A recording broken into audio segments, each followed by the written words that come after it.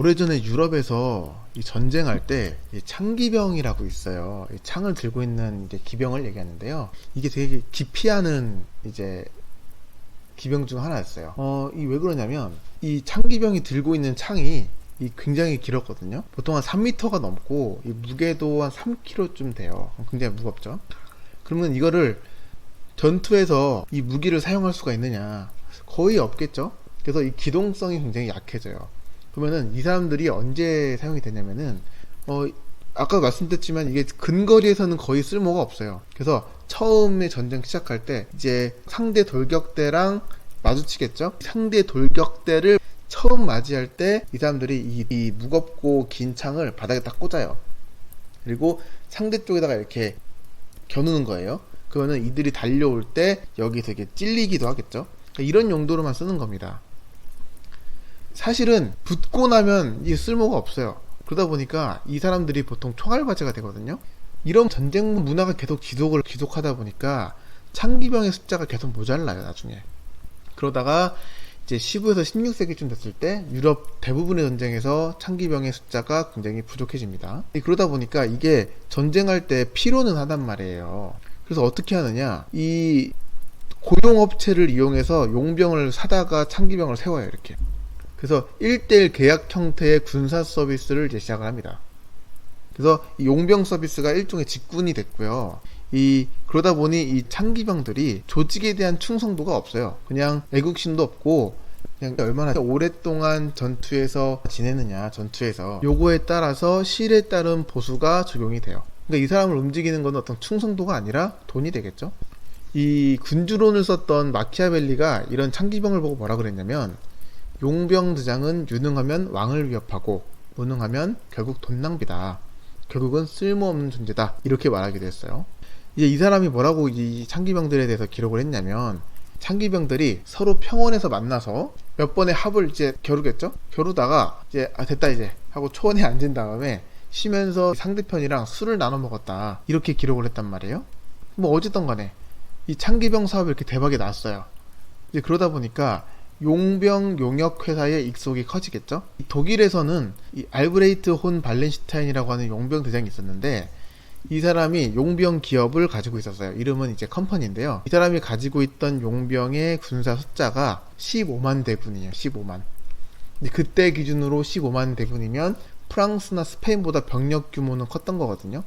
아까 말했던 용병 기업에서 이제 꾸준하게 병력 증가가 일어났겠죠. 이제 그러다 보니까 당연히 황제한테 위협이 돼요, 이게. 그래서 이제 페르난트 2세 황제가 이 용병 대장이 두려운 존재가 되고요. 이 황제가 매수꾼을 이용해서 용병 대장을 암살해버려요. 이렇게 용병 기업이 무너지거든요. 이제 그 다음에는 당연히 다시 조직에 대한 충성을 중요시하는 왕권 강화의 시대가 다시 열립니다. 우리가 프리랜서라고 하는 거는 자유계약을 하는 창기병에서 유래를 했어요. 그러다 보니까 이 용병 기업을 부르던 회사가 컴퍼니라고 그랬잖아요. 이게 회사의 어원이 됐고요. 현대 기업의 어원이 됐고요. 그리고 조직에서 이제 독립된 용병을 이제 창기병이라고 했다고 그랬잖아요. 창기병이 랜서거든요. 그래서 자유 계약을 맺었던 랜서를 프리랜서라고 해서 우리가 쉽게 말하는 프리랜서가 됐습니다. 이 어원이 그렇다 이거예요. 이 조직에서 충성도가 낮은 이 용병들이 많아지면 어떻게 보면 효율적이고 어떻게 보면 관리가 힘들다라는 그런 현상이 일어나겠죠. 근데 그게 중세 유럽에만 일어난 게 아니라 현대 사회에서도 이게 겪어져요. 지금 자유롭다라는 게 꼭 좋다는 건 아니다 이거죠.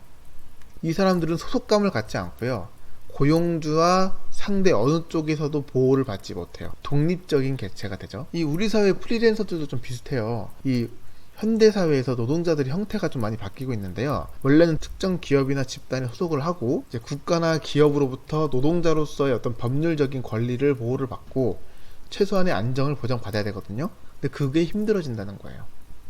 이제 앞서 말했던 프리랜서가 많아지면은 이 유럽처럼 이게 꼭 좋은 일인가를 생각해 봐야 되는 거거든요. 이 2022년 기준으로 최저임금이 이제 9,160원이에요. 이거는 근로법상 정해져 있는 거죠, 이제. 근데 임금 근로자한테는 이게 보장이 돼요. 근데 당연히 프리랜서한테는 보장될 수가 없겠죠. 그러니까 이거 말고도 노동자들한테 주어지는 어떠한 권리가 프리랜서한테는 같은 일을 하면서도 주어지지 않는다는 거예요. 그러니까 우리가 쉽게 말하면 페이스북이나 뭐 우버, 유튜브 뭐 이런 것들이 있죠. 이런 플랫폼 기업의 특징인데요. 이런 특징들은 충성도가 있는 병력을 따로 갖고 있지 않고 그냥 외부 용병을 고용해서 사업을 일구는 어떤 기업이다, 이렇게 볼 수 있잖아요. 그러니까 자신의 이익을 위해서 노동력을 투입한 노동자들과의 관계가 사실상 동등한 1대1 계약 관계라 이거예요. 근데 이게 명분이 돼서 노동자들한테는 어떠한 책임도 질 필요가 없다, 이렇게 책임에서 벗어날 수 있게 됐거든요. 최저임금이나 노동보험에 대한 의무도 없고 산업재해에 대한 책임도 없어요. 노동환경에 대한 책임도 당연히 지지 않고요. 이 반대로 말하면은 플랫폼 노동자들은 돈을 벌 수도 있으나 법률적 보호에 특히나 취약한 노동환경 속에서 근무를 해야 된다, 이런 걸 의미하기도 합니다. 이 프리랜서는 플랫폼 기업이랑 이용자 이 양쪽에서 평가를 받아요, 이중으로. 그래서 이 사람들의 임금이 시장 논리에 따라서 철저하게 높아지고 낮아지고를 하거든요. 그러니까 우리가 흔히 말하는 대박 아니면 쪽박이다, 이렇게 말할 수 있겠죠.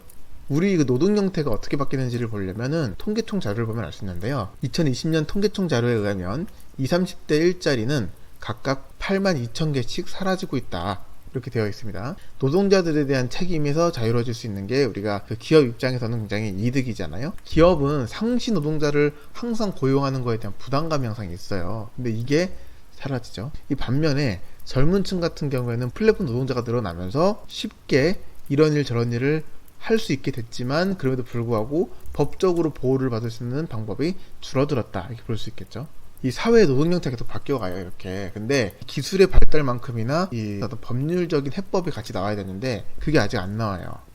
그러면서 우리가 쉽게 뭐 어플리케이션으로 뭐 주문을 하면 금방 오고 음식도 배달해서 먹고 이렇게 하는데, 이런 것들에는 사실상 우리가 플랫폼 노동자들의 권익이 보호되지 못한 그런 비용 절감에 의한 값싼 서비스를 받는 것이다, 라고 또 보여지거든요. 그래서 우리가 이 긱 이코노미라고 하죠. 프리랜서가 많아지는 게 어떻게 보면 좋을 수도 있어요. 고용이 유연하다는 것도 말을 할 수가 있죠. 근데 이게 어떻게 보면 법적으로 노동자를 보호할 수 있는 방법이 많이 사라진다. 그래서 한번 생각해 볼 만한 일인 것 같습니다. 오늘 영상 여기까지 하겠습니다. 감사합니다.